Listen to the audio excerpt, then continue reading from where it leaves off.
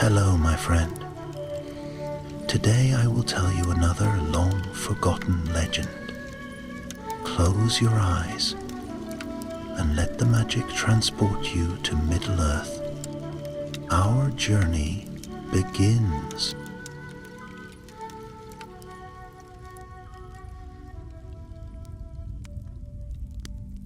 In the shadowed years, before the Great War of the Ring, there stood a hut of crooked timbers and moss-covered stones upon the western edges of Mirkwood. Few travelers passed that way, for the forest was dark and perilous, and the hut's master was stranger still. It belonged to Radagast the Brown, one of the wandering wizards of Middle-earth.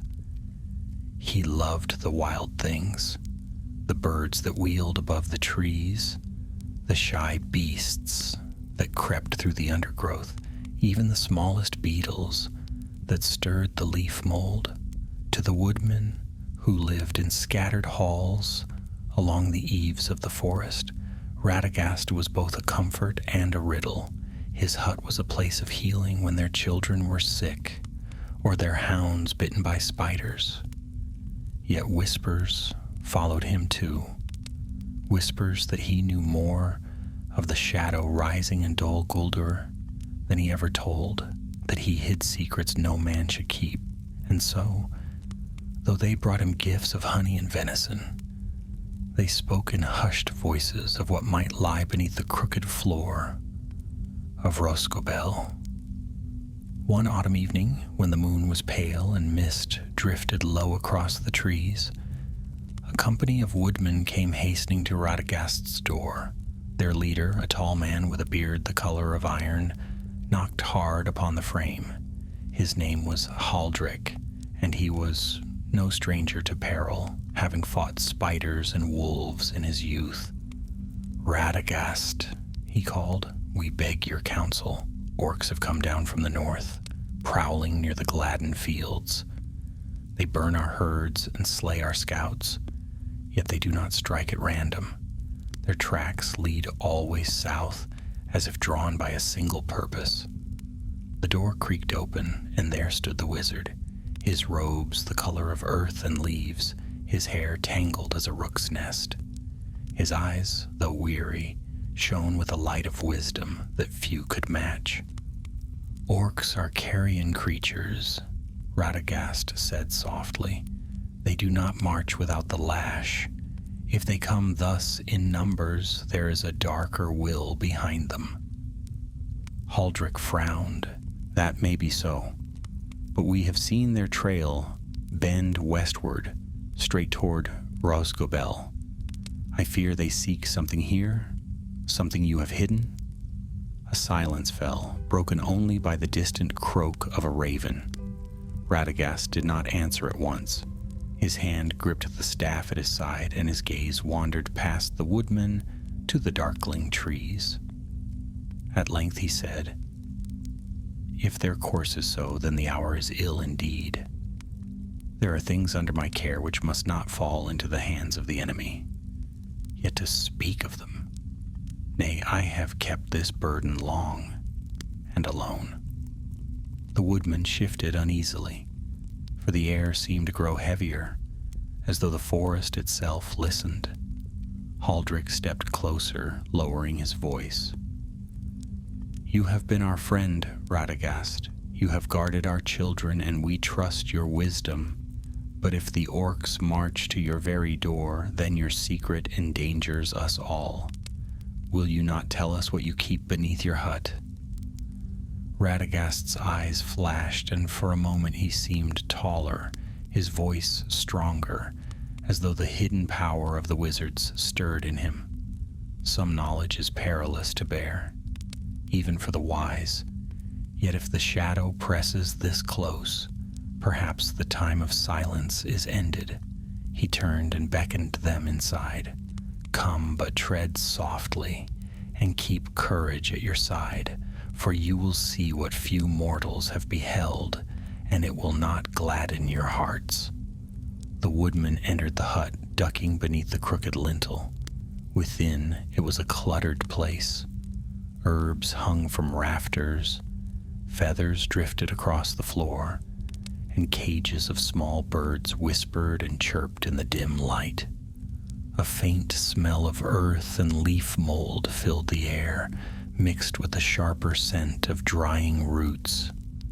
Radagast moved to a trapdoor hidden beneath a rug of woven rushes. He knelt and placed his hand upon the worn wood. For a moment he hesitated, as though listening to voices none but he could hear. Then, with a sigh, he lifted it, and a cool breath of air wafted up from the darkness below. "Long have I kept this place sealed," he murmured. "Yet the enemy's servants draw near, and better that you see with your own eyes than remain blind to the peril." A narrow stair led downward into the earth. One by one, the company descended, torches flaring to life as they went.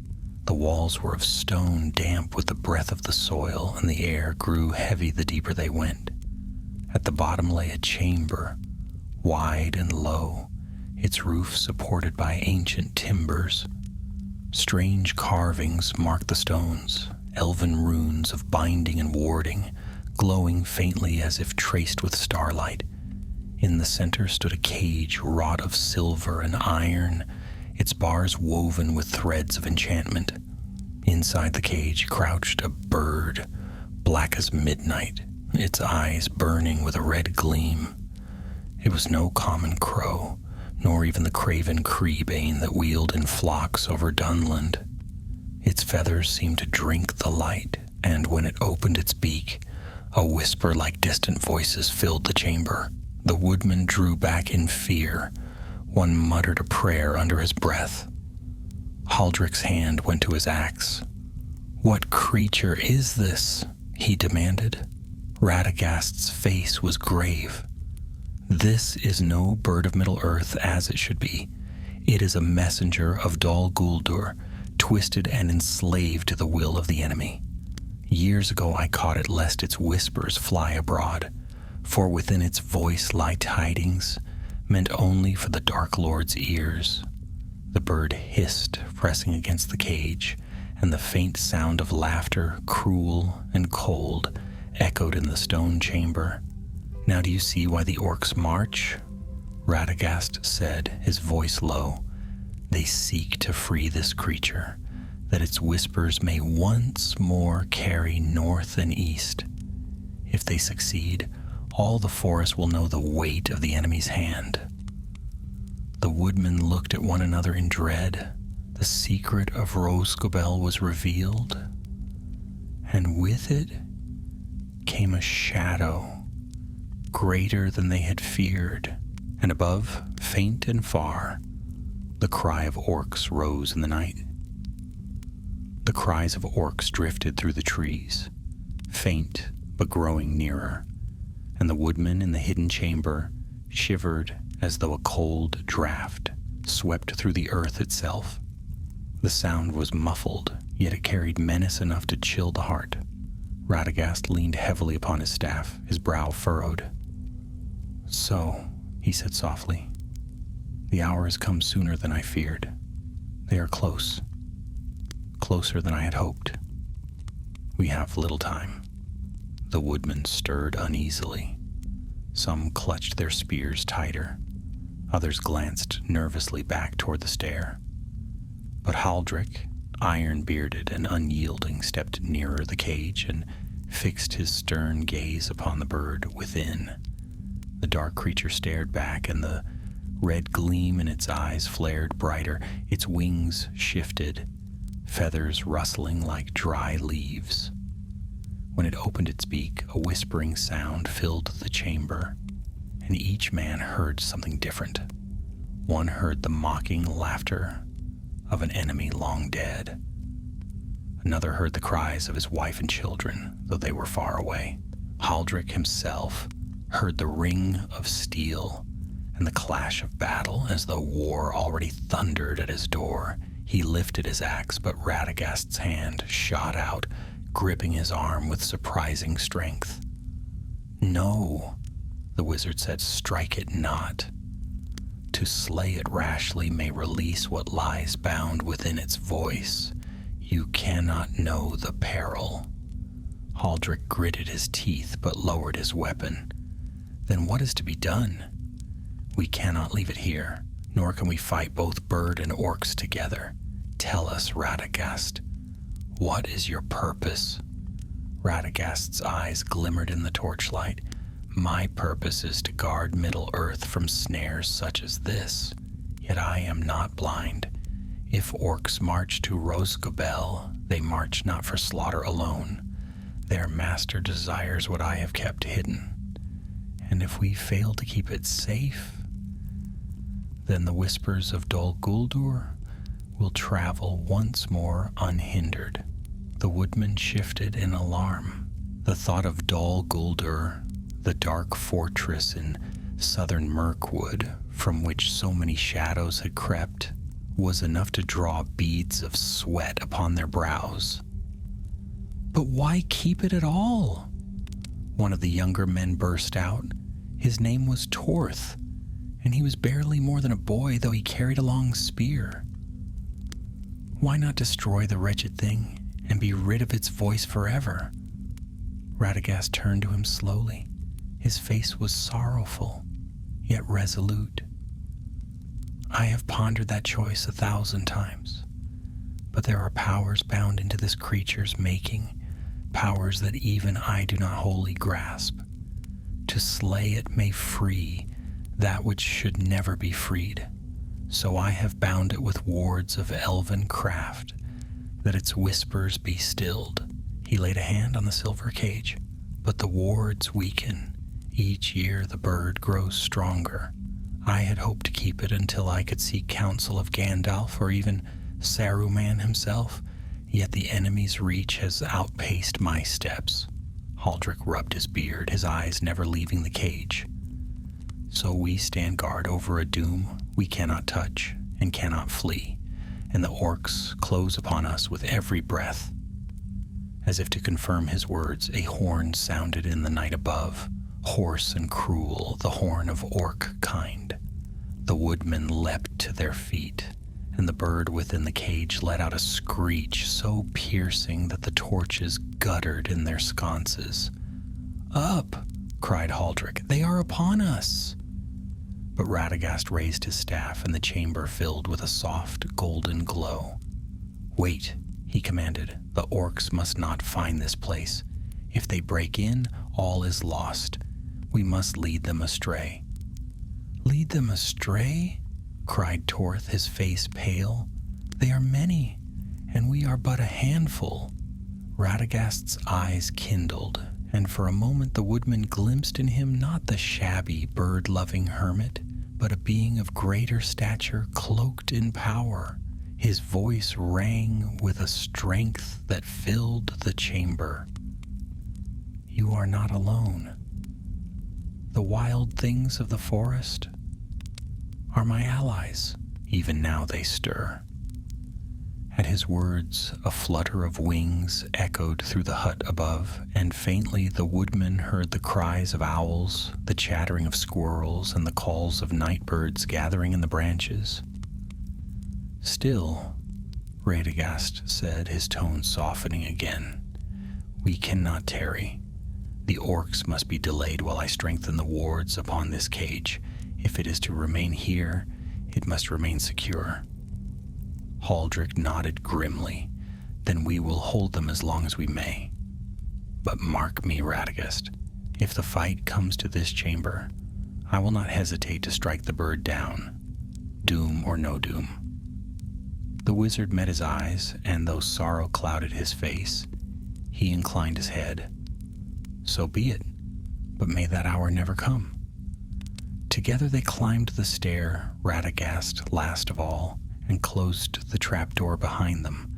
The hut above was dim and close, filled with the rustle of feathers.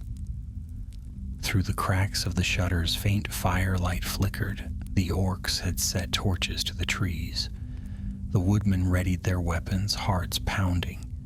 Outside, the tramp of heavy feet drew nearer, mingled with harsh voices in the black speech.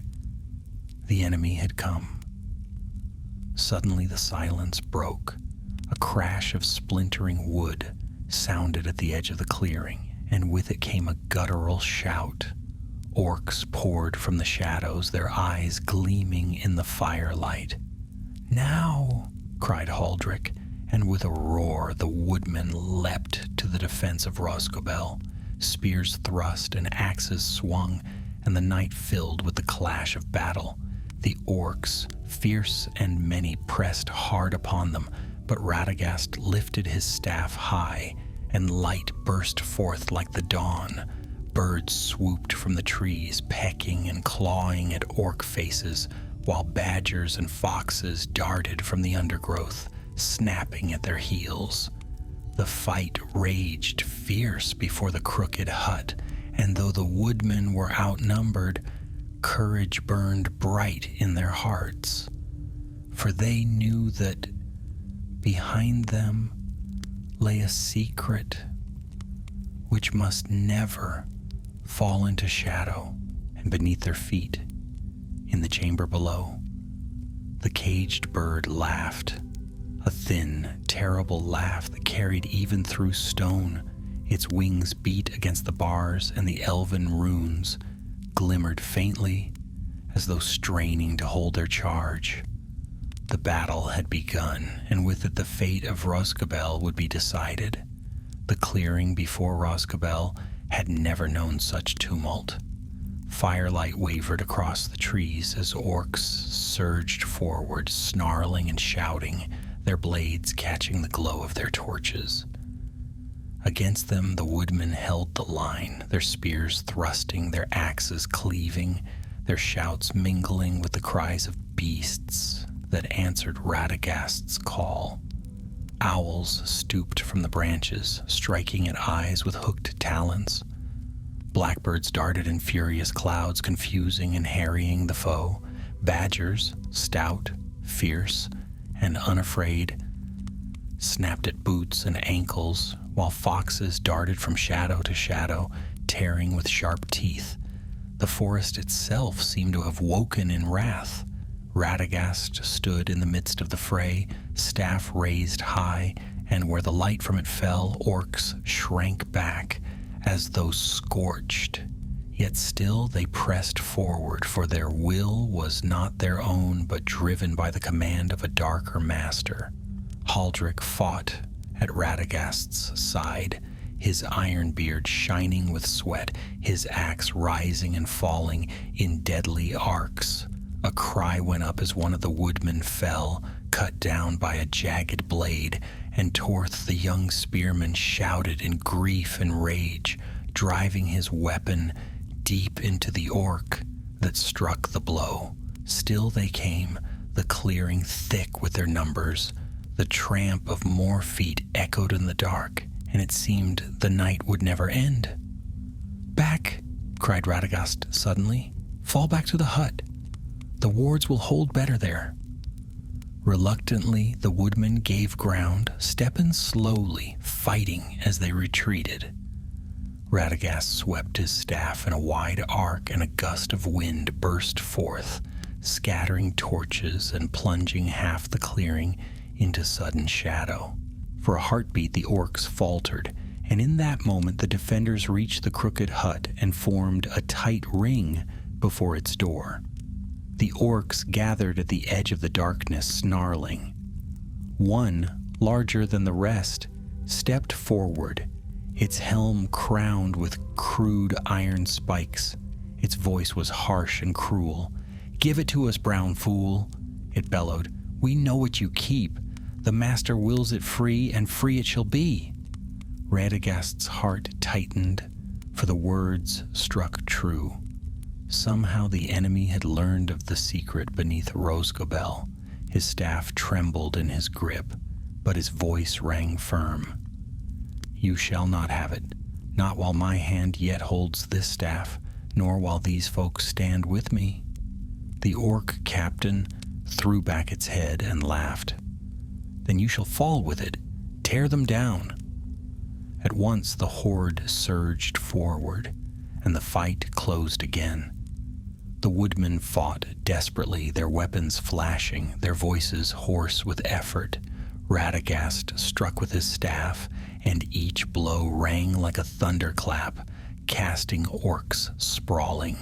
But still they came crawling over the bodies of their slain, heedless of death. Inside the hut, cages rattled as the small birds fluttered wildly in terror. Beneath the floor, the caged creature stirred, its wings beating, its voice whispering louder. The elven runes flared fitfully, straining against the power that pressed from within. Torth stumbled, his spear broken in his hand. An orc lunged at him, blade raised high. He cried out, but before the blow could fall, a fox leapt from the shadows, fastening its teeth in the orc's leg. The creature snarled, turning its fury upon the beast, and in that heartbeat Haldric's axe cleaved it down. "Stand firm, lad," Haldric roared.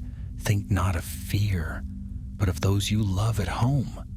Let that be your strength." Torth, gasping, seized a fallen spear from the ground and steadied himself once more. But the press of orcs was relentless.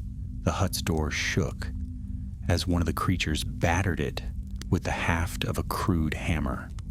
The walls groaned, timbers straining. The smell of smoke grew stronger and sparks drifted through the night. The trees at the clearing's edge had been fired, and flames licked upward, spreading through the branches. Radagast's heart clenched, for he could feel the heat upon his face. If fire consumed the hut, the wards below would fail, and all his long labor would be undone. "Inside!" he shouted suddenly. "Inside, all of you! Bar the door!" The woodmen hesitated, warriors born and bred. They were loath to yield ground, but the sight of the flames decided them. One by one they slipped through the doorway, dragging the bodies of the fallen lest they be trampled. Radagast followed last, striking one final blow with his staff that sent the foremost orc crashing back into its fellows. Then the door slammed shut, and Haldric drove the bolt across. The hut trembled as orcs hurled themselves against it, but for the moment it held. The flicker of firelight danced through the cracks in the shutters, and the air was thick with smoke. Radagast leaned heavily on his staff, his breath ragged. "We cannot hold long," he said. "The walls will not withstand them, and the flames grow." "What then?" Torth cried. His face was pale, his eyes wide. "Shall we die here, trapped like rats in a cage?" The wizard's gaze turned toward the trapdoor at the center of the floor. "No. We must go below. If they break in, they must not find what lies there. We will meet them in the tunnels, and there make our stand." The woodmen stared in dismay, but Haldric nodded grimly. "Better in the earth than burned alive, and if we fall, at least we fall near the thing they seek, and may yet deny it to them." Together they pulled aside the rush-woven rug and flung open the trapdoor. Cool air rose from the stair, tinged with the strange stillness of the deep chamber. One by one they descended, torches in hand, their weapons ready.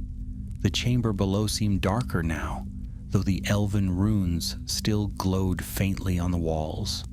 The cage at the center pulsed with an eerie light, and the bird within beat its wings, whispering more loudly than ever.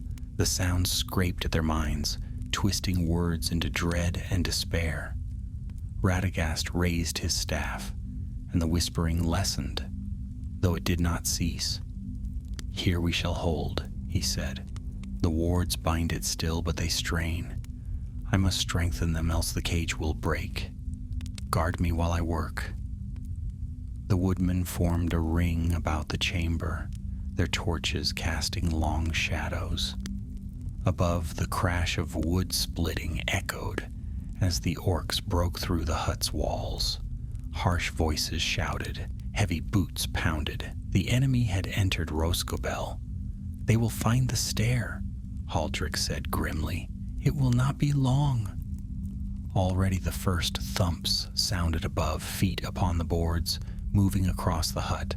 A snarl rang out, and the trapdoor shuddered as rough hands beat upon it. "Brace it," cried Haldrick. Two of the woodmen leapt forward, spears wedged beneath the trapdoor, shoulders set against it. For a moment it held, but cracks splintered in the wood, and dust drifted down into the chamber. Radagast knelt by the cage, his staff pressed to the ground, his lips moving swiftly in words the others could not understand. The runes flared brighter, silver light filling the chamber. The bird shrieked in rage, its wings hammering the bars. The whispering rose to a dreadful chorus, voices upon voices promising death, ruin, and fire. The trapdoor burst inward with a crash, and a flood of orcs poured down the stair. The woodmen shouted, their weapons flashing. The chamber rang with the clash of steel, the cries of battle, the roar of orcs. Spears thrust, axes hewed, and the first wave fell, but more pressed behind them. Haldrick swung his axe with all his might, cleaving helm and skull.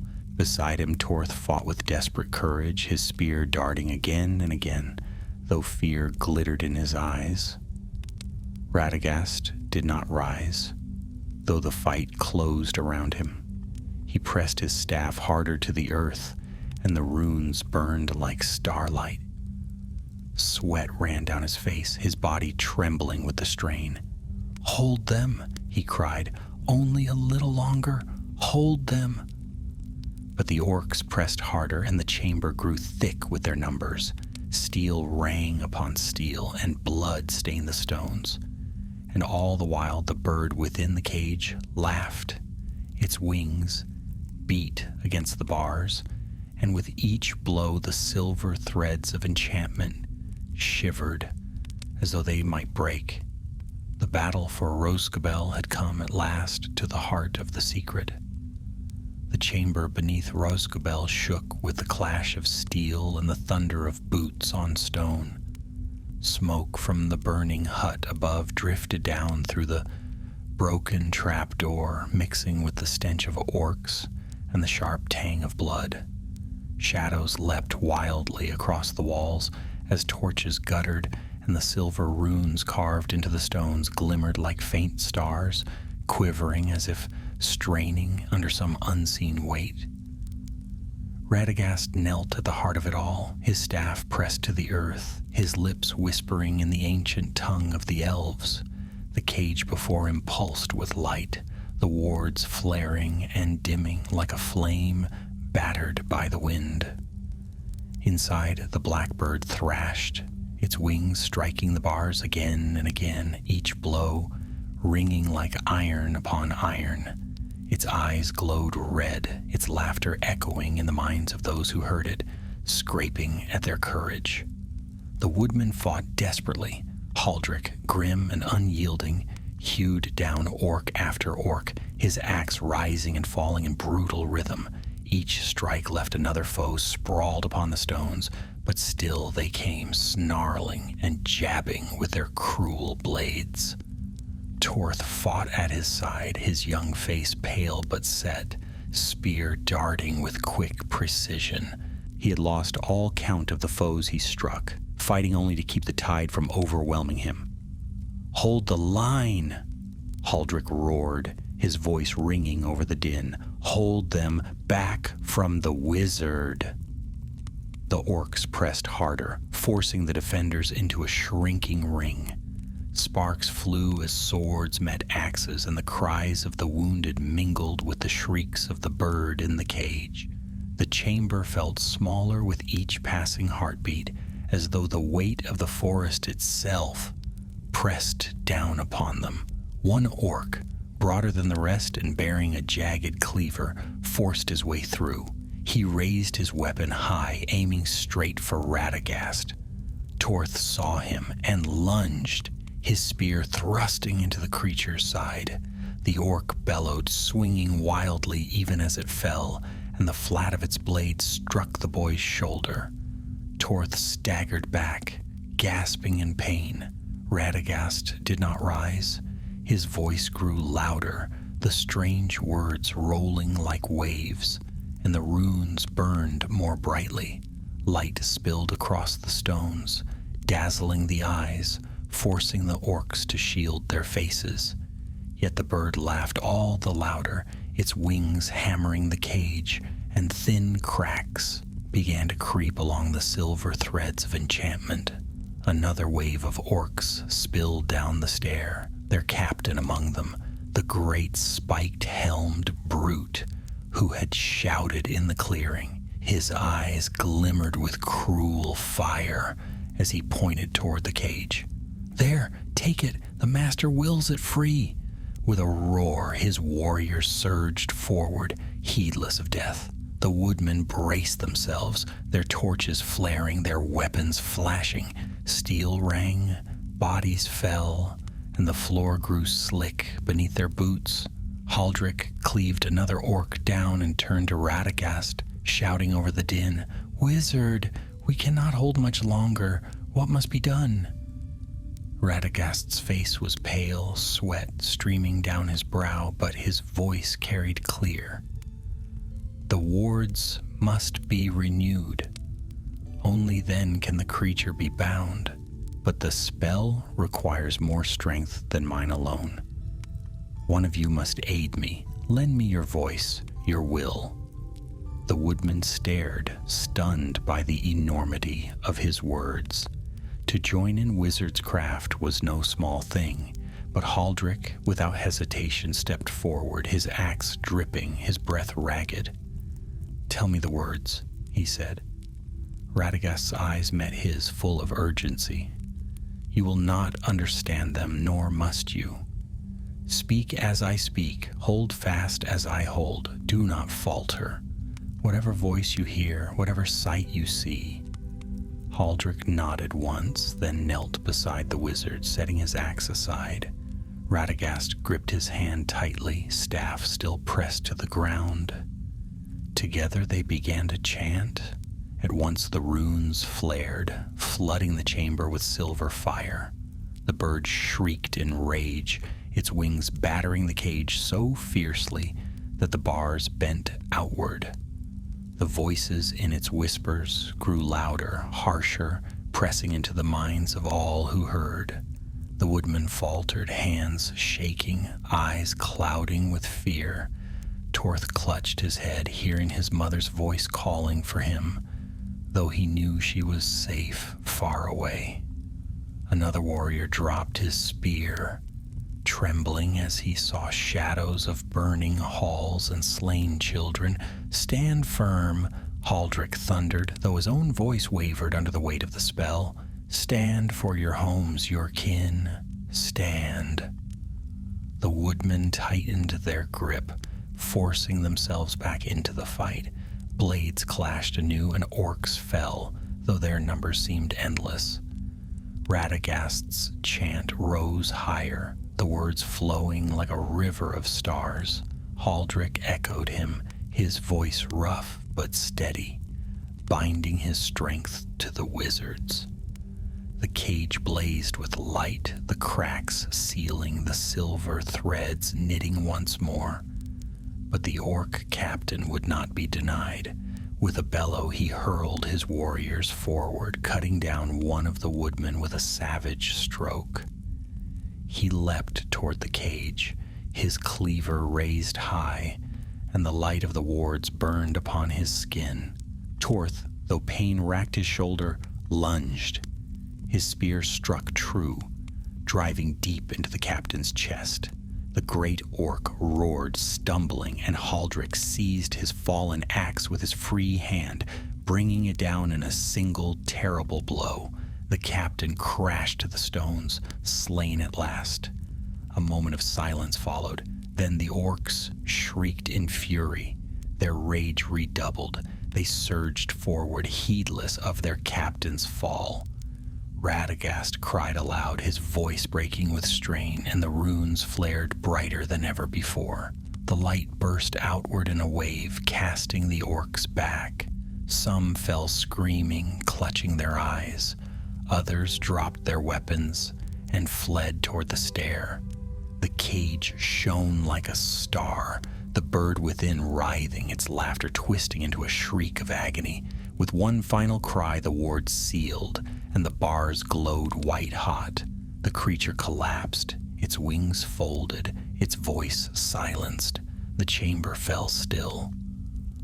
Only the ragged breaths of the woodmen broke the silence, mingled with the hiss of smoke drifting down from above. Radagast sagged forward, his staff slipping from his grasp. Haldrick caught him, steadying him with strong arms. The wizard's face was ashen, his strength spent, but his eyes burned with fierce resolve. "It is done," he whispered. "For now, the creature is bound anew. But this was no mere raid. Dol Guldur knows where my hut lies. They will not cease. More will come."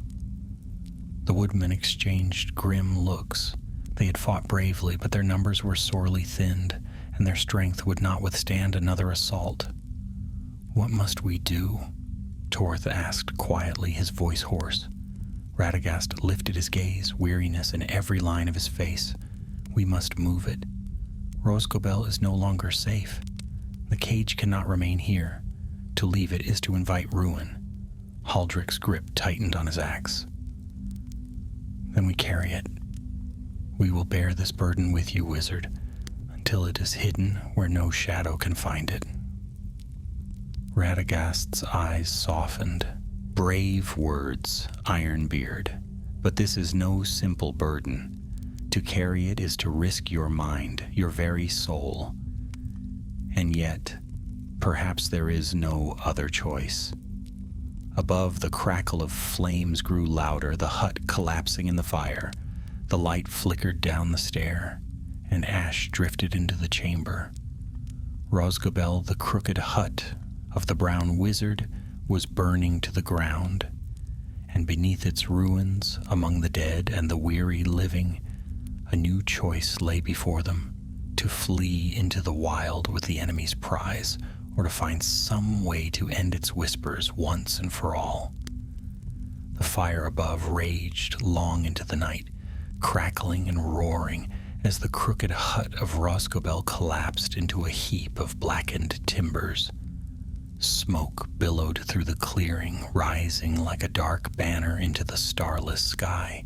Sparks leapt into the branches of nearby trees, but the forest, strangely, did not burn. Whether by chance or by the whisper of Radagast's weary magic, the flames died at the edge of the clearing, leaving only the wizard's dwelling to perish in the blaze. When at last the tumult stilled, and the orcs were driven off or slain, silence descended upon the land. The clearing lay choked with corpses, blackened orc bodies and the fallen woodmen together, a grim testimony to the cost of victory. The surviving woodmen stood weary and blood-stained, leaning on their spears. Torth, pale and trembling, bound his wounded shoulder with a strip torn from his tunic. Haldrick, his axe slick with gore, wiped the blade clean on the cloak of a fallen foe. Radagast sat slumped against the stone wall of the underground chamber. His staff lay beside him, its glow extinguished. The lines of weariness on his face were deep, and his hands shook as he tried to lift them. Yet his eyes still burned with a fierce light, though it was dimmed with sorrow. "Your hut is gone," Haldrick said quietly, his voice thick with grief for the lives lost. "Your secrets are revealed, and your home destroyed." "What now, Radagast?" The wizard lifted his head slowly, as though it weighed a great burden. "The secret remains, for a little while longer. The cage is sealed anew, though it cost. But Dol Guldur will not stop. They will send more in greater strength, for they know now what lies hidden. He looked around at the weary warriors, their faces streaked with soot and sweat. This place is no longer safe. We cannot keep it here. It must be taken elsewhere. The words filled the chamber with unease. The men exchanged glances, and Torth spoke first. You mean carry it with us? Into the wild? Radagast nodded slowly. Yes, I had hoped to keep it bound here until I could seek counsel of Gandalf, or... His voice faltered for a moment, and he sighed heavily. Even Saruman. But time is against us. To leave it in these ruins is to invite its freedom. The orcs will return, and they will not cease until they have it. No, it must be moved. But where? South? Torth asked, uncertain. Toward Lorien, perhaps? The Lady of the Golden Wood is said to be mighty in wisdom and power. The very name of Lothlorien stirred unease among the woodmen. They whispered of its golden woods and its hidden folk, both feared and revered. Some said mortals who entered never returned. Haldrick frowned. That is a long and perilous road, through dark woods and across rivers. The enemy's spies are everywhere. Radagast closed his eyes briefly.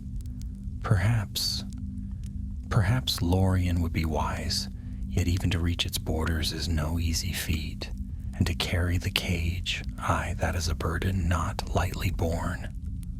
The woodman looked toward the cage at the chamber's center.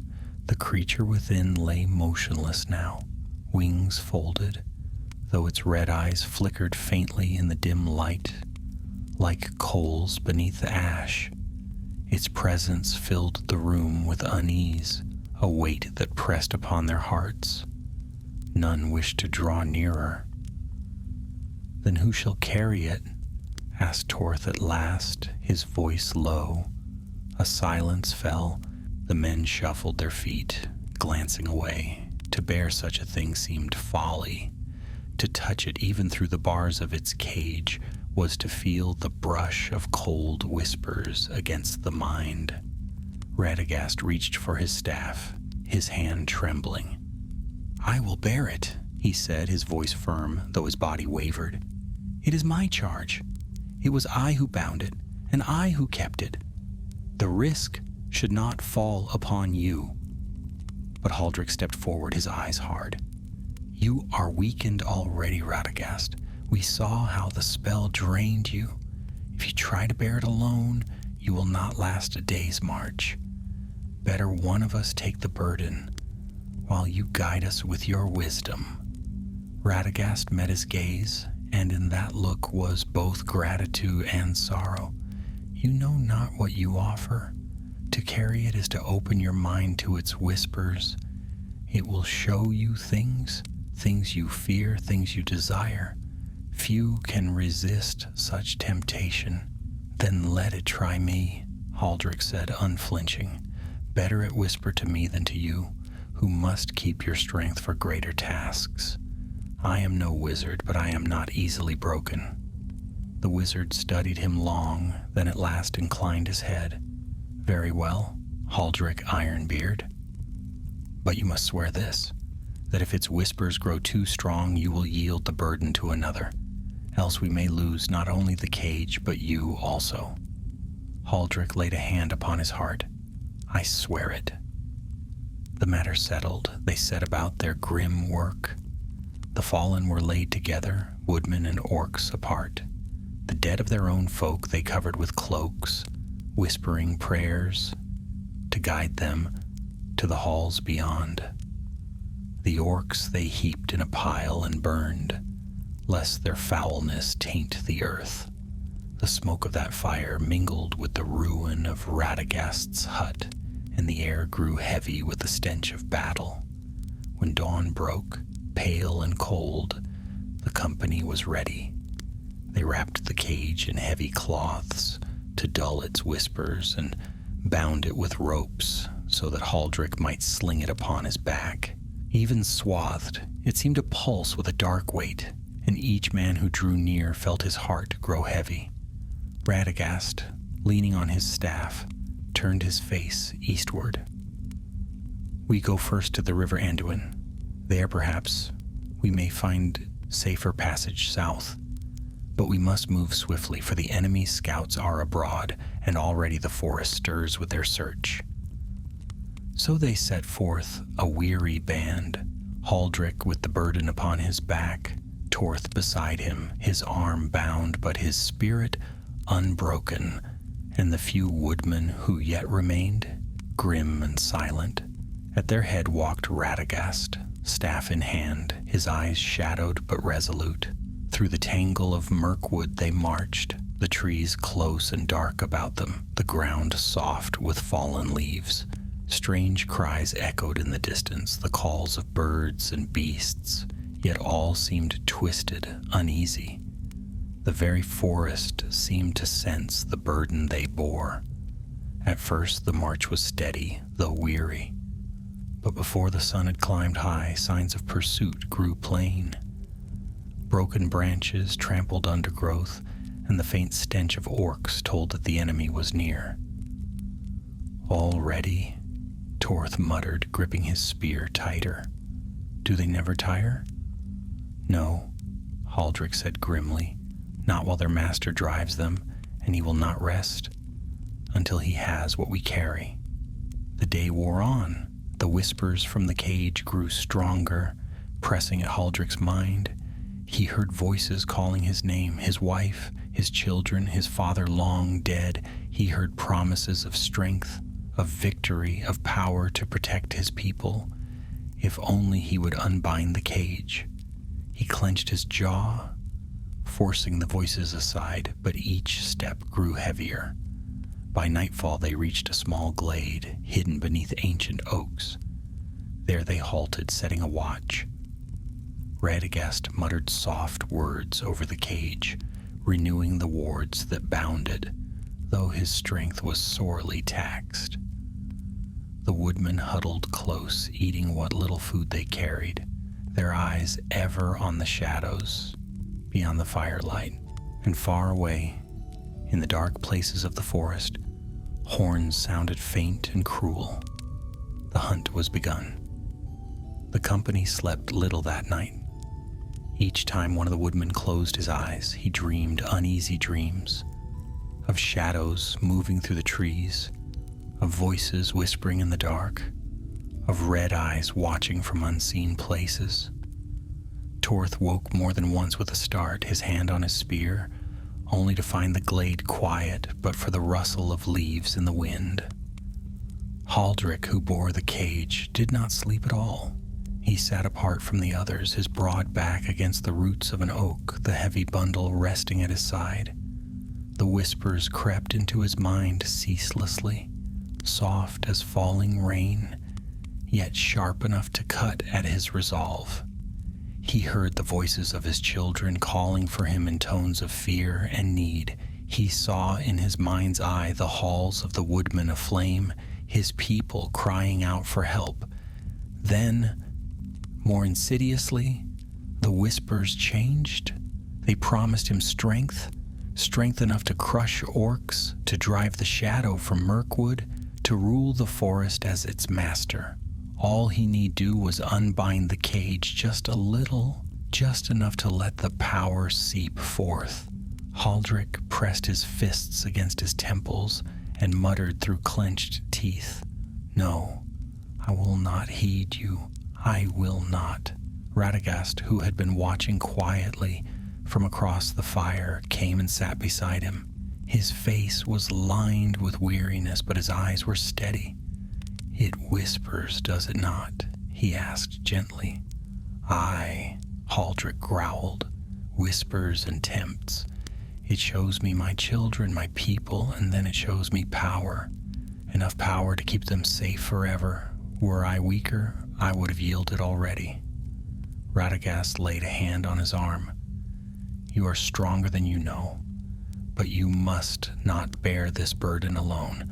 When the voices grow too strong, speak of them. Share the weight. Silence is the friend of shadow." Haldrick gave a short, rough laugh. You speak like one who has carried such burdens himself. The wizard's gaze drifted to the fire. I have carried many things, he said softly, and not all of them lightly. But come, we will speak no more of it tonight. The dawn will bring us labor enough.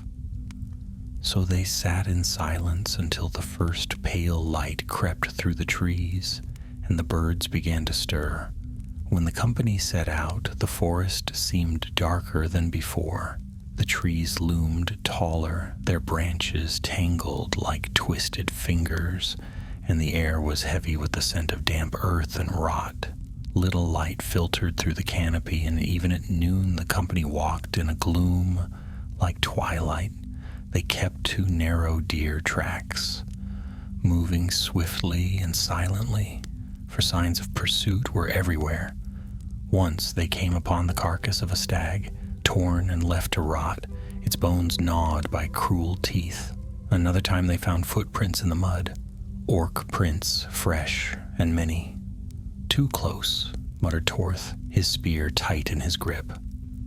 Closer than we would like, Radagast agreed, but not yet upon us. We must press on. Yet the forest itself was not their only foe. Strange eyes watched from the branches, gleaming in the dim light. Shadows flitted through the undergrowth, swift and silent. The company heard clicks and hisses in the dark, the sounds of legs too many and too long. That evening, as they sought a place to rest, Torth gave a sudden cry and pointed upward. From the boughs above dropped a mass of webbing, thick and sticky, falling upon one of the woodmen and dragging him to the ground. A monstrous spider, its body black and bloated, descended swiftly on silken threads, its fangs dripping venom. The woodman shouted in alarm. Haldrick leapt forward, hacking at the webs with his axe. Torth thrust his spear, piercing one of the spider's many legs. The creature shrieked, thrashing wildly, and another shadow moved in the branches, another spider and another. Soon the trees above were alive with them, crawling down their webs, their eyes gleaming like coals. "Stay close," Radagast cried. He raised his staff, and a burst of light flared from its tip, driving back the first wave. But the spiders hissed in rage, their webs quivering as they drew nearer. The battle was fierce. Axes hacked through strands of silk as thick as rope. Spears darted, striking eyes and fangs. One of the woodmen fell, his leg pierced by venom, and the others dragged him back, even as spiders closed around them. Torth fought desperately, thrusting and thrusting, his arms aching. Radagast struck with his staff, each blow ringing like thunder. Owls swooped down from the dark canopy, clawing at the spiders' faces, while foxes snapped at their legs. Yet the spiders were many, and the forest echoed with their hissing cries. At last, with a final shout, Haldrick cleaved the great spider in twain, its black blood spilling across the forest floor. The others shrieked and scuttled back into the shadows, vanishing into the gloom. The woodmen stood panting, their weapons dripping, their hearts pounding. "Are we never to have peace?" Torth gasped, his voice shaking. "Not while we carry this," Haldrick answered grimly, glancing at the bundle on his back. "The shadow stirs every foul thing against us. They can smell its evil, even through the wards." Radagast bent over the wounded man, murmuring soft words as he pressed herbs to the wound. The venom drew out slowly, the flesh blackened but not wholly lost. "He will live," the wizard said at last, "but he cannot march swiftly. We must find shelter soon." That night they rested in a hollow beneath a fallen oak, its trunk shielding them from sight. The fire they dared not light, lest the glow draw more foes. They ate cold food in silence, listening to the forest's uneasy sounds. The wounded man lay pale and weak, but still breathing. Haldrick, weary but unbowed, sat with his back to the oak, the bundle close at his side. Again the whispers crept into his mind, more insistent now. They showed him visions of the spiders, returning in countless numbers, overwhelming the woodman, dragging Torth screaming into the dark. They promised him strength, enough to burn the webs with fire, enough to drive back the hosts of Dol Guldur. He clenched his fists until his knuckles whitened. "No," he muttered. "I will not listen. I will not." But the whispers laughed, soft and cruel, and did not cease. The march grew heavier with each passing day. The trees thickened, the air grew foul, and the signs of pursuit grew clearer. Once at dawn they heard a horn echo faintly through the forest, harsh and cruel. The orcs were hunting them still. By the third night, even Radagast's strength seemed near its end. His face was drawn, his steps slow, his staff leaning heavily on the ground. Yet his eyes still burned with resolve. "We are not far now from the river," he told them as they huddled in a clearing, their breaths misting in the chill air.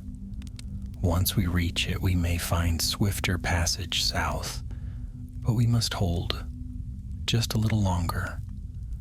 And in the shadows beyond their circle, red eyes watched, waiting for their chance. The morning that followed was gray and cold. A thin mist clung to the ground, curling around their boots as they set out once more beneath the dark eaves of Mirkwood. The company moved in silence. Every step was heavy, every glance cast into the shadowed trees carried dread. Radagast walked at the front, leaning on his staff, his brown robes stained with ash and mud. Behind him trudged Haldrick, the burden upon his back wrapped tightly in cloth and bound with rope. The cage weighed no more than an ordinary bird cage, yet to bear it was like carrying a mountain. Every whisper pressed down upon him, digging claws into his mind. At first, the voices were faint, like the echo of dreams, but now, after days of carrying it, they grew sharper, clearer, crueler. They spoke to him as if they knew his heart. They taunted him with visions of his home, Woodman's Town in flames. They whispered of his daughter, her small hand reaching for him as she was dragged into the dark. They showed him the woodmen scattered and broken, their halls trampled by orcs. Then, just as his despair deepened, the whispers changed. They offered him hope, hope poisoned with lies. "Free me," they hissed, "and I will give you power, strength beyond any warrior. With my wings you shall strike down your enemies. With my voice you shall command the forests. Free me, and your people will never fear again." Haldrick gritted his teeth and pushed on, sweat glistening on his brow. Each step was a battle not only against the forest, but against the cage upon his back. Torth noticed. The boy kept glancing at him, worry plain in his eyes. At last he whispered, "Are you well, Haldrick?" The older man forced a grim smile. "I've carried heavier burdens than this, lad. Do not fret." But Torth was not fooled. He had seen how Haldrick's hand twitched sometimes, reaching toward the ropes as though he meant to unbind them. The day wore on, the forest thickened, the light dimmed, and the air grew damp and foul. The sound of running water reached their ears, faint but steady. Radagast lifted his head. "The Anduin," he murmured, "at last." Hope flickered among the weary woodmen. The great river meant swifter passage, and perhaps escape from the endless shadows of Mirkwood. They pressed on, quickening their pace, until the trees thinned and the ground fell away. There, gleaming dully beneath the mist, stretched the wide waters of the Anduin, rolling slow and silent between high banks. The sight of the river lifted their hearts, but their relief was short-lived. A horn sounded in the forest behind them, harsh, cruel, echoing through the mist. Another answered it closer. Then came the tramp of feet, the clash of metal. The orcs had found them. "Run!" cried Radagast. "To the river! Quickly!" The company broke into a stumbling run, crashing through the undergrowth toward the bank. Branches whipped their faces, roots caught their boots, but fear lent them strength. Behind came the shouts of orcs, the snapping of twigs, the baying of wolfish voices. They burst from the trees onto the muddy bank. The river lay before them broad and cold, its far shore veiled in mist. No bridge spanned it, no boat waited. Despair struck them. "We cannot cross," one of the woodmen gasped. "The current will take us." Radagast raised his staff high. "Trust me," he shouted. He struck the ground, and a strange ripple passed across the water as though the river itself stirred at his call. "Go into the shallows. The river will bear you, if your hearts do not fail." There was no time to question. The first of the orcs burst from the trees, snarling, arrows already notched to boughs. A shaft whistled past, striking the mud at Haldric's feet. "Into the water!" Haldric roared, dragging the bundle tighter upon his back. He waded into the river, the chill biting at his legs. Torth followed close, clutching his spear. The others plunged in after, their cries mingling with a rush of water. Arrows fell about them, hissing into the stream. One man cried out and fell, the current sweeping him away. Another stumbled, but Radagast's hand caught his arm and drew him onward. The water rose to their waists, their chests. The current pulled hard, but strangely, it did not sweep them down. It was as if an unseen hand guided their steps, steadying them against the flood. The orcs howled from the bank, loosing arrows, but many shafts struck the water and vanished. Some tried to follow, splashing into the shallows, but a sudden surge rose and swept them off their feet, dragging them downstream. The river itself seemed to rise against them. At last, the company staggered onto the far bank, gasping, soaked to the bone. They turned to see the orcs, raging helplessly on the opposite shore, their cries carrying faint across the mist. None dared attempt the crossing again. For the moment, they were safe. The woodman collapsed in the mud, too weary even to speak. Radagast stood with his staff planted firm, his chest heaving, his robes dripping. His face was pale, but his eyes gleamed with satisfaction. "The river has aided us," he said softly. "Long has it flowed free, untainted by shadow. It will not suffer the enemy's servants to pass easily." But Haldric did not share in the relief.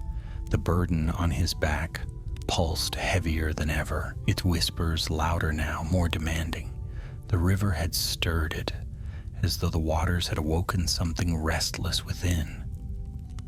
That night they camped in a grove of willows near the river bank. No fire was lit for fear of drawing pursuit. The men huddled close, wrapping their cloaks against the chill. Radagast tended once more to the wounded, murmuring soft words, while the others kept watch. Haldric sat apart, staring into the mist.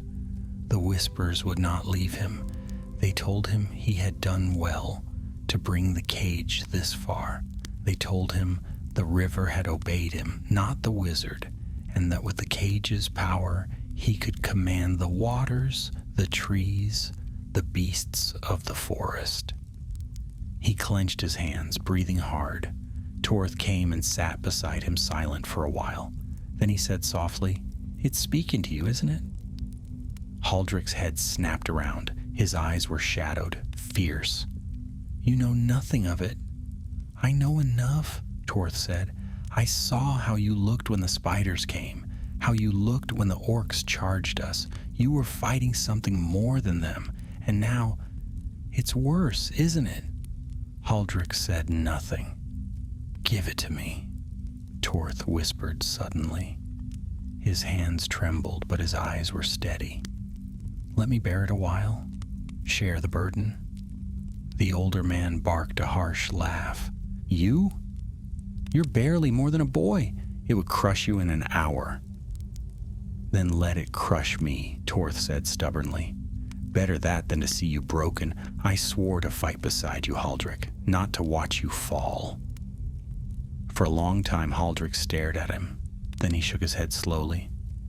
"No, not yet. I can bear it still." But his voice was strained, as though he tried to convince himself.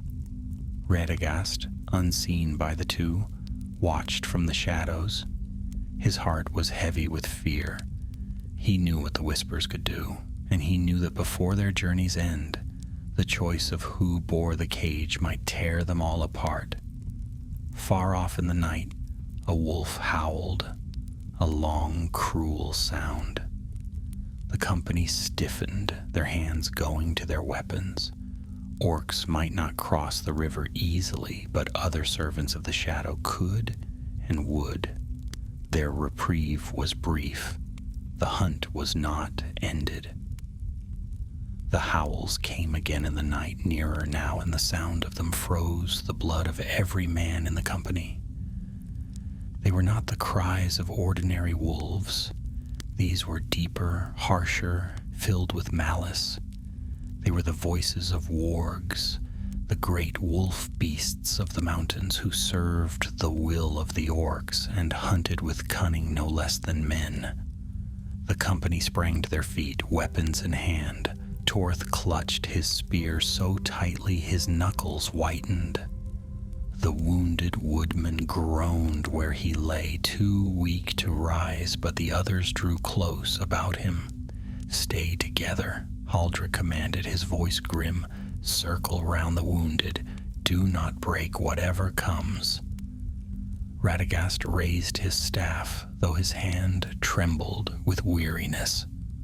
"They are drawn by the cage," he said softly. "The scent of its corruption calls to them. They will not leave while it remains." The whispers in Haldric's mind rose louder than ever. "Free me, and they will scatter. My voice commands the wild. Let me speak, and no beast shall dare touch you." Haldric shut his eyes tight, forcing the voices back. He could not let the boy or the others see the struggle raging in his heart. The night deepened. The company waited, breaths held, eyes on the mist-shrouded trees. Then, with a rustle of undergrowth, the first warg appeared. Its eyes glowed like red coals, its jaws dripping with saliva. It padded into the grove, shoulders rippling with muscle, and behind it came another and another. Soon the shadows were alive with them, at least a dozen, perhaps more, circling, growling low. "Stand ready," Haldric said. The first warg leapt. Torth thrust his spear, the point driving deep into its chest. The beast yelped and fell, writhing, but at once two more sprang forward. Axes flashed, claws struck, and the grove erupted into chaos. The woodmen fought fiercely, but the wargs were swift and strong. One lunged at a man, knocking him to the ground, its fangs closing on his arm. He screamed, and another warrior hacked down with his axe, cleaving the beast's skull. Blood sprayed across the leaves. Radagast struck with his staff, and where the tip landed, sparks of light burst forth, dazzling the wargs and driving them back. Owls swooped from the trees, clawing at eyes, while foxes snapped at tails and heels. Yet the wargs pressed on, undaunted, their hunger for blood insatiable. Haldric swung his axe with deadly force, cleaving through hide and bone. One beast fell, another fled snarling, but still more came. He felt the weight of the cage upon his back, dragging him down, its whispers mocking him with every breath. You are failing. They will die. All of them will die, and you with them. But free me, and I will save you. Free me, and I will make you master of the hunt. He staggered under the weight of both battle and voices. For a heartbeat, his grip faltered on the ropes binding the cage. His hand brushed the cloth, and the whispers swelled like a chorus. "Haldrick," Torth cried, seeing his hesitation. The boy's eyes were wide, pleading, "Stay with us. Don't listen." The shout broke through the haze. Haldrick shook his head violently, tightening his grip on the axe. With a roar, he struck down another warg, his blade sinking deep. But the company was faltering. The wounded man could not rise, and another warrior fell with blood on his chest. The circle was breaking. Radagast raised his staff high, his voice ringing out in a strange tongue. The runes carved upon its shaft flared bright, and a wave of light burst outward. The wargs yelped and shrank back, their eyes wide with fear. For a moment they hesitated, uncertain, but then a greater shadow moved in the mist. A warg larger than the rest padded forward, its coat black as night, its eyes burning like twin flames. Upon its back rode an orc, tall and cruel, clad in spiked armor. In his hand he bore a jagged spear, and his voice was like the grinding of stone. "Give it to me, brown fool," he shouted, his gaze fixed on the cage. "The master wills it. Hand it over, and I may let you live." Radagast's face grew grim. "You shall not have it," he said, "not while breath remains in me." The orc laughed, cruel and cold. He raised his spear, and the black warg leapt forward with a howl. The company braced for the charge. Spears thrust, axes swung, and the clash was terrible. Haldrick met the black warg head-on, his axe biting into its shoulder. The beast roared, striking with claws like knives. Haldrick was hurled to the ground, the weight of the cage pressing him into the mud. The orc loomed above him, spear raised to strike. In that moment, the whispers in the cage surged to a roar. "Now, free me and I will save you. Free me and the warg shall bow before you. Free me." Haldrick's hand tore at the ropes. The cloth slipped, revealing a glimmer of silver, a red eye burning within. The whispers filled his head, drowning all else. "No," Torth shouted. He hurled himself forward, thrusting his spear at the orc. The blow struck true, piercing the creature's side. The orc howled in rage, twisting to strike the boy down. Radagast raised his staff once more. Light blazed forth brighter than before, striking the orc full in the chest. With a scream, the creature was hurled backward, tumbling from the warg's back. The black beast snarled, wheeling away, and the others with it fled into the mist, howling in defeat. Silence fell at last, broken only by the groans of the wounded and the ragged breaths of the living. The grove was strewn with bodies, men and beasts alike. Blood soaked the earth, and the air reeked of death. Haldrick lay on his back, his chest heaving, the cage still bound to him. His hands trembled, for he knew how close he had come, closer than he dared admit. The whispers still echoed in his skull, mocking, coaxing. He pressed his hands to his ears, but they did not cease. Radagast came to him, laying a hand upon his brow. His voice was gentle, though filled with sorrow. "You nearly yielded." Haldrick's eyes burned with shame. I thought of freeing it, just for a breath, just to save us. And had you done so," Radagast said softly, "we would all be lost. Remember that." Torth knelt beside them, his face pale but resolute. "He did not yield," the boy said fiercely. "He held. That is what matters." The wizard looked at the lad, then back at Haldrick. Perhaps, but the burden grows heavier. We cannot continue thus. Sooner or later it will break you. What then? Haldrick demanded. His voice was hoarse, desperate. Shall I cast it into the river? Shall I leave it here for the orcs to find? No, Radagast said firmly. We must go on. We must carry it south. Only there may we find counsel strong enough to decide its fate. But we must take turns with the burden. It cannot rest upon one man alone. The company exchanged uneasy looks. None wished to bear it. Yet at last Torth lifted his chin. Then let me carry it, he said. His voice was steady, though his hands shook. If it breaks me, so be it. Better I fall than Haldrick. Haldrick's eyes widened. No, lad, you do not know what you ask. But Radagast's gaze lingered on the boy. At last he sighed. Perhaps the innocence of youth may resist where the strength of age falters. We shall see, but only for a time. None must bear it too long. So it was decided. When dawn came, the burden would pass to Torth, and as the first pale light touched the mist over the river, the whispers stirred anew, as if they already sensed the change and waited eagerly for a new mind to tempt. Morning came pale and cold. Mist lay thick across the river, drifting in coils that hid the far bank from sight. The company stirred wearily, their limbs stiff with battle and their spirits burdened by loss. 2 of their number had fallen in the night. Their bodies were laid gently in the earth beneath the willows, cloaked with branches and stones.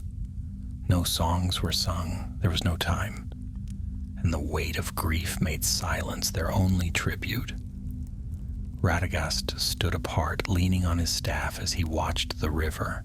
His face was gray with weariness, yet his eyes were sharp and full of thought. He knew the danger was not ended. The wargs had fled, but orcs still hunted. The cage still whispered, and every step further south would be heavier than the last. At last he turned back to the company. It is time, he said. His gaze rested on Haldrick, then on Torth. The burden must be passed. Haldrick's jaw tightened. He had not slept, for the whispers had gnawed at him all night, louder than ever after the battle. His eyes were hollow, his face pale beneath his beard. He looked at Torth and shook his head.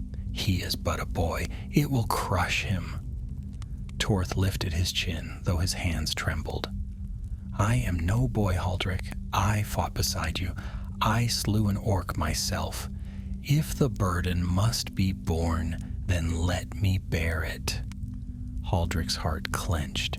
He wanted to forbid it to keep the boy safe, but he remembered Radagast's words, that the cage would break him if he carried it longer. Perhaps Torth was right. Perhaps his own strength was no longer enough.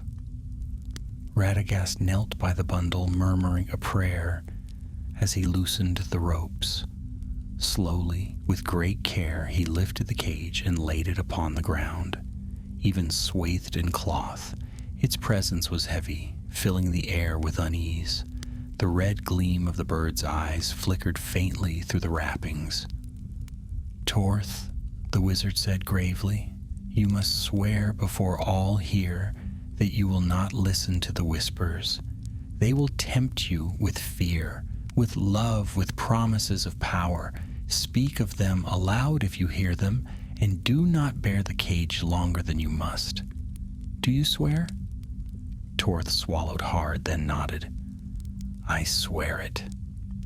With trembling hands, he bent and lifted the bundle. At once he staggered beneath its weight. Though it was light to the body, it pressed upon his spirit like a stone. His eyes widened as the first whispers brushed his mind, sly and insistent. So young, so strong, so brave. We could make you greater still. We could make you a hero. Would you not protect your people? Would you not save your friend Haldrick? Torth's breath caught. For an instant he swayed as though he might drop the cage, but then he clenched his teeth and straightened his back. "I can bear it," he said, though his voice shook. Haldrick's hand tightened on his axe, and his eyes never left the boy. He felt shame gnaw at him, shame that he had allowed Torth to take the burden. But there was no other way. The march began anew. They followed the river south, keeping to the shadows of the trees. The land was damp and uneven, tangled with roots and reeds. Mist drifted across their path, muffling sound and cloaking sight. At times the riverbank narrowed, forcing them close to the water's edge. At others the trees drew back, opening into small glades where the grass grew long and pale. The forest was not silent. Strange cries echoed through the mist, hawks wheeling above, unseen, the splash of fish in the water, the rustle of unseen creatures in the undergrowth. Yet beneath it all lay another sound, faint and steady, the tramp of pursuit. The orcs were still on their trail. By midday, the whispers had grown stronger in Torth's mind. They came not as one voice, but many, some soft and coaxing, others sharp and cruel. They spoke of his family, his village, his friends. They showed him visions of orcs storming his home, of his father slain, his mother weeping. They offered him strength, power to drive the darkness back. "You could be their champion," the voices hissed. "You could be the one who saves them all. Let us help you open the cage just a little, and our power will be yours." Torth stumbled, clutching at a tree for support. His face was pale, his eyes wide with fear. Haldrick was at his side at once, steadying him. "What is it?" the older man asked. "The voices," Torth whispered. "They're so loud. They show me things, terrible things." Radagast came swiftly, his hand upon the boy's shoulder. "Speak them aloud, lad. Do not let them fester in silence." "They show me my home burning," Torth gasped. "They say I can stop it if I free them." Radagast's eyes darkened, but his voice was calm. "They lie. They will show you 100 dooms, 100 temptations, but they are not truth. Hold fast, Torth. You are stronger than you know." The boy nodded weakly and straightened, clutching the ropes of the bundle tighter. "I will try." They pressed on. The day waned, the mist thickened, and the tramp of pursuit grew nearer. At last, as dusk fell, they reached a bend in the river where the bank rose steep and rocky. A narrow path wound upward, offering a vantage point. Haldrick signaled, and the company climbed, dragging themselves up the slope until they reached a ledge overlooking the water. There they made their stand. The first orcs appeared as shadows in the mist, their eyes glimmering, their bows raised. Arrows hissed upward, clattering on stone. The woodmen crouched low, shields raised, returning spears with deadly aim. Haldrick stood at the front, his axe flashing. "Hold them here," he roared. "Do not let them climb." The orcs came in a rush, scrambling up the slope, snarling and cursing. Axes met swords, spears thrust, and the ledge rang with the clash of battle. Torth, burdened with the cage, hung back behind the line. Yet the whispers screamed louder than ever, drowning the clash of steel. "You are weak. They will fall without you. Free us, and we will drive the orcs into the river. Free us, and you will be a hero." The boy's hand shook. He fumbled at the ropes, half unwinding them. His heart pounded in his chest. He could end this. He could save them all. But then he heard Haldrick's voice, hoarse, fierce, unyielding. "Stand fast, woodman. Stand for your homes, for your kin. Stand." Torth froze. He looked at Haldrick, the man fighting like a lion, his axe dripping with blood, his eyes blazing with defiance. and he remembered the promise he had made to bear the burden, not to yield. With a cry of defiance, Torth tore the ropes tight again and turned his back on the cage. He seized a fallen spear and rushed to Haldric's side. Together they fought, side by side, driving back the orcs inch by inch. The battle raged until at last the enemy faltered, their numbers broken against the wall of woodmen. With snarls and curses, they fled into the mist, leaving their dead upon the slope. Silence fell. The woodmen sagged where they stood, bloodied and exhausted. Radagast came to Torth, laying a hand upon his shoulder. "You did well, lad. You resisted." But Torth shook his head, his face pale. "I nearly failed. I almost freed it. If not for Haldric's voice, "You did not fail," Radagast said firmly. "Remember that. You stood when it mattered most." Haldric came to stand beside them, his face lined with pride and sorrow. He laid a hand on Torth's arm. "You are braver than I ever was, lad. Braver than many men thrice your years." Torth managed a weary smile, but the whispers had not ceased. They lingered in his mind, soft and insidious, waiting for another moment of weakness. And far to the south, beyond the mists of the river, the shadow of Dol Guldur stirred, reaching ever closer. The night after the battle by the river was long and bitter. The woodmen slept little, though their bodies cried out for rest. They set no fire, for the enemy's pursuit was certain, and they dared not send smoke curling into the sky to betray their place. Instead, they huddled together in the darkness, listening to the rustle of trees, the murmur of the river, and the faint cries of orcs searching in the mist. Torth lay awake with the cage beside him, its cloth-wrapped shape pressed close to his side. His body was weary to the bone, yet his mind could not still. The whispers crept in ceaselessly, slipping into his thoughts like cold water through cracks in stone. "You fought bravely, little one," the voices hissed, "but you need not struggle so. Why suffer when strength is at your fingertips? Why bleed when power is yours for the taking?" They showed him visions again, his village burning, his family slain. They showed him himself standing tall, the cage open at his feet, the bird upon his shoulder, its red eyes gleaming. In that vision, he held back the shadow with a single command. The woodman knelt to him. Haldric bowed. He was a hero, stronger than kings.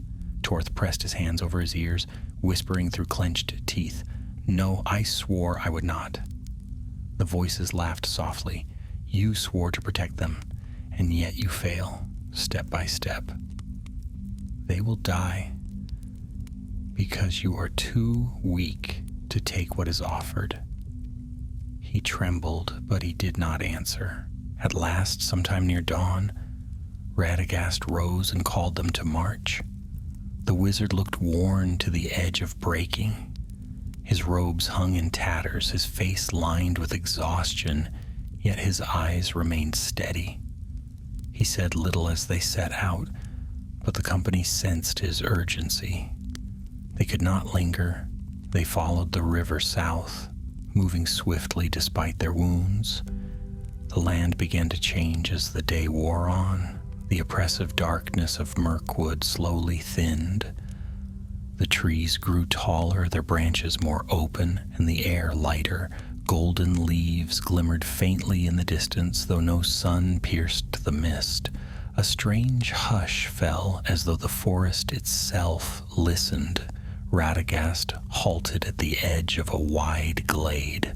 His eyes turned southward toward the golden shimmer that lay beyond. "We are near the borders of Lothlorien," he said softly. "The Golden Wood. Few mortals tread here, and fewer still without fear. Yet if we are to keep this burden safe, we must seek the Lady of the Wood. Her wisdom is greater than mine. Perhaps she will know what must be done."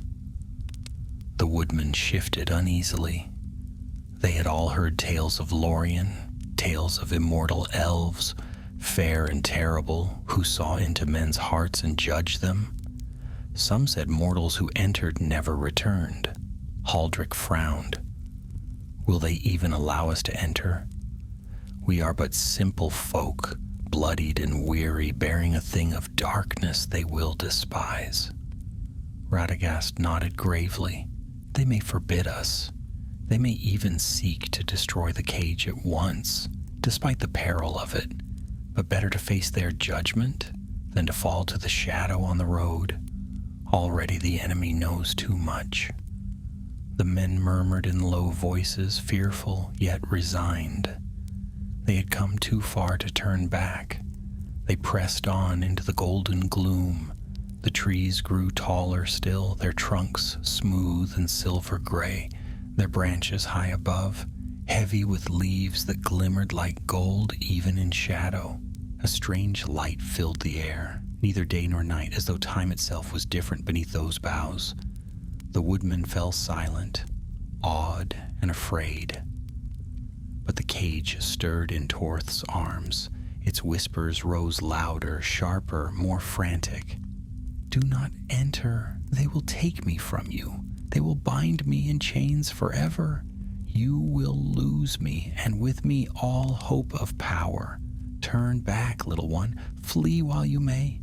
Torth stumbled, clutching the ropes tighter. Sweat beaded on his brow. The voices pressed hard, filling his head until he could scarcely hear his own thoughts. He wanted to scream, to throw the cage into the river, to end it all. Haldrick saw his struggle and strode to his side, steadying him. Lad, he said, his voice firm, speak it aloud. What does it say? They'll take it from me, Torth gasped. His eyes were wide, almost wild. It says they'll take it, and if they do, I'll never be strong enough to save anyone. Radagast stepped close, his staff glowing faintly in the golden light. It lies, he said firmly. It twists your heart against the truth. You are stronger than you know, Torth. You have borne it this far. Do not falter now. The boy's breathing slowed, though the terror in his eyes did not fade. He nodded weakly and pressed on. They had not gone far when a voice rang out from the trees, clear and fair, though stern as steel. Who enters the golden wood with such a burden? The company halted, weapons half raised, though none could see the speaker. From the branches above, figures descended like shadows of moonlight. Elves clad in gray and green appeared, bows drawn, their golden hair glimmering in the dim light. Their eyes shone bright, cold and keen. The woodmen froze, fear plain on their faces. Radagast alone stepped forward, raising his hand in greeting. I am Radagast the Brown, he said, a servant of the Valar, though little known. These are woodmen of Roscobel, who have fought bravely against the shadow. We come seeking the Lady of the Wood. A great peril we bear, and her counsel we must have. The elves' eyes flickered toward the bundle in Torth's arms. Their faces hardened. One stepped forward, tall and proud, his voice like the ring of steel. You bring with you a thing of evil. We can feel its poison even through its wrappings. Why should we not strike it down where it lies? At his words, the cage stirred violently. The bird within screeched, its red eyes blazing through the cloth. The whispers shrieked in Torth's mind, so loud he cried out in pain. They will kill me, defend me, strike them now. Torth staggered, his hand flying to the rope as though to shield the cage. But Haldrick seized his wrist, holding him fast. Peace, Radagast cried. His voice was strong, ringing with more power than the woodman had ever heard from him. It is bound, but not slain. To destroy it outright may release that which lies within. I have guarded it as best I may, yet my strength fails. I beg the lady's counsel. If any in Middle-earth can decide its fate, it is she." The elves looked long at him, their eyes unreadable. At last, the leader lowered his bow. "Very well," he said. "We will bring you to her, but mark this, Radagast of the brown robes. If the lady deems this thing too perilous, she will not suffer it to live another hour, and no plea of yours will stay her hand." Radagast bowed his head. "So be it. I ask only that she hear us first." The elves moved swiftly, surrounding the company, guiding them deeper into the golden wood. The air grew brighter, the leaves overhead shimmering with an unearthly glow. The whispers shrank back in Torth's mind, hissing and fearful, as though the light itself pained them. Yet still they whispered, softer now, more desperate, "Do not let them take me. They will bind me, they will destroy me, and you will be nothing. Nothing." Torth's hands shook, but he said nothing. At last they came to a great hill where the trees grew tallest of all, their trunks vast, and their branches spreading like the roof of a hall. Upon the hill stood a city of silver and gold, woven into the very trees themselves. Lights shone in high flets, and voices like clear water drifted down. The woodmen stared in awe, their fear forgotten for a moment. Never had they seen such beauty. And there, upon a high stair, stood a lady tall and fair, her hair shining like the sun, her eyes deep as starlight. She wore a gown white as moonlight, and in her presence all hearts trembled. Radagast bowed low, and even Haldric bent his knee. "Lady Galadriel," the wizard said, his voice reverent, "we come seeking your counsel. A burden I have borne too long, and which the enemy now seeks, lies here. I know not what must be done, but you, wisest of the Eldar remaining in Middle-earth, perhaps you may know." Galadriel's gaze rested on the bundle in Torth's arms. Her eyes pierced him to the heart, seeing through every thought, every fear. Torth quailed beneath that gaze, clutching the cage tighter, the whispers screaming in his head, and Galadriel spoke, her voice soft yet clear. "Yes, I see it. A creature of shadow, bound in silver and spell, whispering lies into mortal hearts. Long has it lingered, festering. Radagast, my brother, why have you suffered such a thing to remain?" Radagast bowed his head, his face heavy with shame. "I feared to destroy it, lest some greater evil be loosed. So I bound it, hoping for counsel, yet never daring to seek it until too late."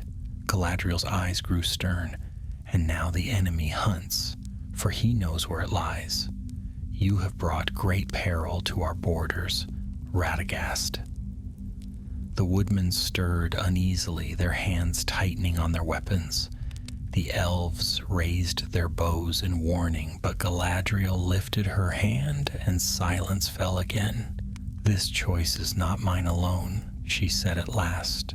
Her gaze swept over them all, Haldric, weary yet resolute, Torth, trembling with the burden, Radagast, bowed with sorrow.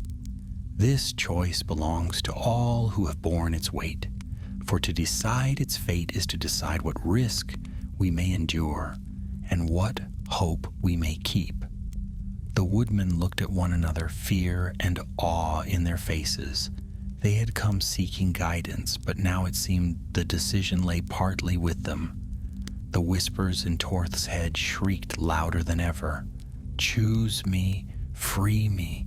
I will give you all you desire. Destroy me not."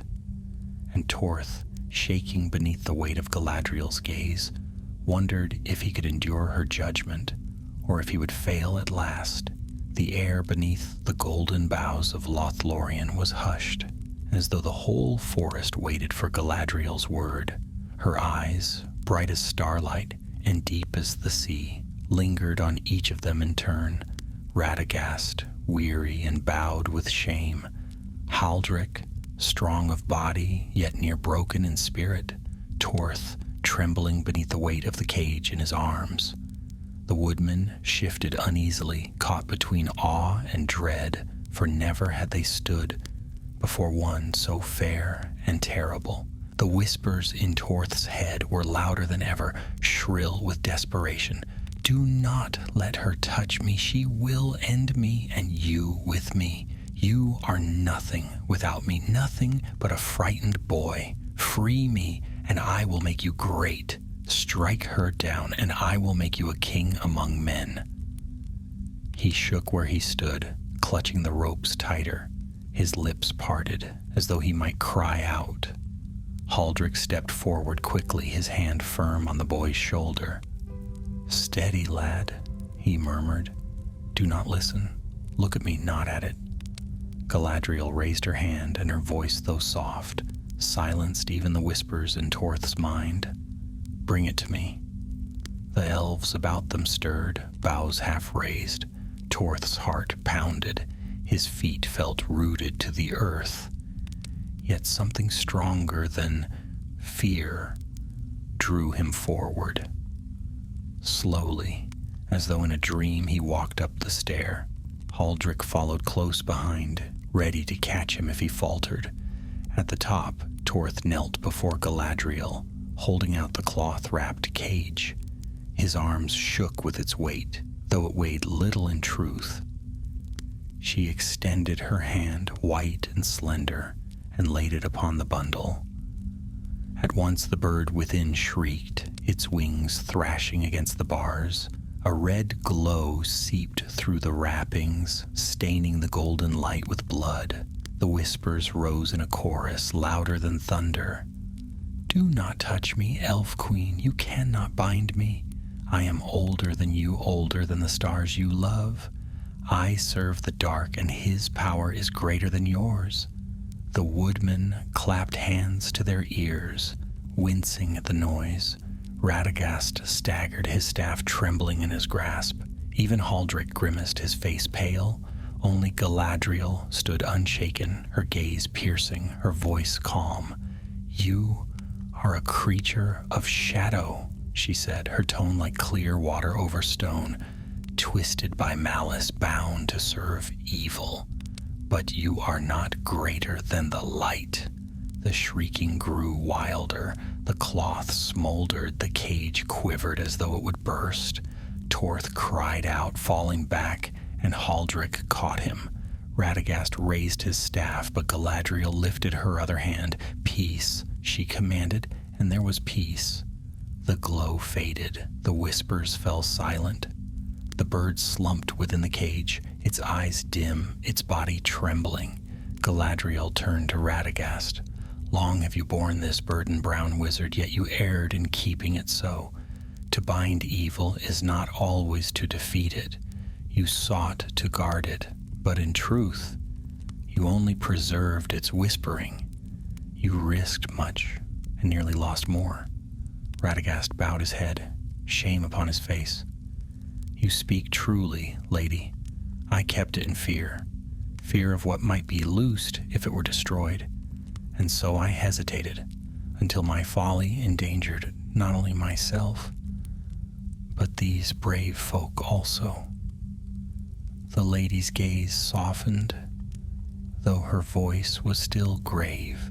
Yet courage lies in more than wisdom, and mercy may guard where fear fails. These mortals fought beside you, though they did not understand the full weight of your task. Their strength has brought it here. Their choice must also be honored. She looked to Haldrick and Torth, her eyes like stars in the night. You bore it, each of you, and felt its poison in your hearts. Tell me now, shall it be destroyed, even if some darker power might be loosed? Or shall it be bound more strongly, hidden until the end of days, though its whispers remain? The choice is yours." The woodmen murmured among themselves, fear and wonder in their faces. Haldrick's heart pounded. He looked at Torth, who sat trembling beside him, his young face pale but resolute. "I would see it ended," Torth whispered. I cannot bear its voice again. If destroying it frees some darker power, then so be it. Better to face that than to live forever with its lies. Haldrick nodded slowly. I too. To bind it is only to pass its torment to another generation. My children should not bear what I've borne. Better it end now, whatever the cost. Galadriel inclined her head. So shall it be. She lifted the cage with both hands, and the elves around her bowed their heads. Light gathered about her bright as the dawn. The bird within shrieked again, its red eyes blazing, its wings battering the bars. The whispers rose, pleading, now desperate. Spare me, I will serve you. I will obey. Do not cast me into nothing. But Galadriel's voice rose above them, clear and terrible. No more shall you whisper in the hearts of men. No more shall you bear the will of the shadow. Be unmade and pass into the void. The light blazed brighter, filling the glade until the woodmen shielded their eyes. The cage shuddered, the silver bars melting like wax, the bird within twisting and writhing. With a final scream, it dissolved into smoke, and the wind carried it away. The light faded, and silence fell. The cage was gone. The whispers were gone. Only the golden leaves stirred in the breeze, and the sound of the river murmured faintly beyond the trees. The woodmen sank to their knees, weary with relief. Tears filled Torth's eyes, though he could not say if they were from grief or joy. Haldrick bowed his head, his shoulders shaking. For the first time in many days, the weight upon his heart was lifted. Radagast straightened slowly, leaning on his staff. His face was still lined with sorrow, but his eyes shone with gratitude. You have done what I could not, lady. You have ended it. Galadriel's gaze was kind. Do not think yourself faithless, Radagast. You carried the burden long, and though your judgment faltered, your heart remained true. But remember this lesson, not all evils may be caged. Some must be faced even at great cost. She turned to the woodman. And you, brave mortals, you have borne a trial few could endure. Your courage will be remembered. Go now to your homes, and speak not of what you carried. Let its memory fade, lest shadow grow from it anew. The elves guided them to rest among the trees, tending their wounds, giving them food and drink such as only Lorien could provide. For the first time in many days, they slept without fear, without whispers gnawing at their hearts. When morning came, they set forth again, lighter of spirit, though their numbers were fewer. Radagast walked beside Haldrick and Torth, his staff steady, his eyes clearer than before. Will the shadow rise again? Torth asked softly as they left the golden wood behind. Radagast sighed. Yes, the shadow ever rises. Dol Guldur remains, and Sauron's power grows in secret. But this small evil is ended, and that is enough for now. Haldrick laid a hand on the boy's shoulder. We faced it, and we endured. That is all any man can do. They walked on, the golden light fading behind them, the world of men before them once more. The tale of what they carried beneath Rhosgobel would never be told in songs, nor written in scrolls. Yet in their hearts they knew. They had borne a shadow and cast it down, and Middle-earth was safer, if only for a little while. And Radagast the Brown, as he looked back at the golden wood, whispered to himself, Never again shall I bind what should be broken. Thus ended the secret of what lay hidden beneath his hut, and with it a chapter of peril closed, though far greater shadows yet gathered beyond the horizon.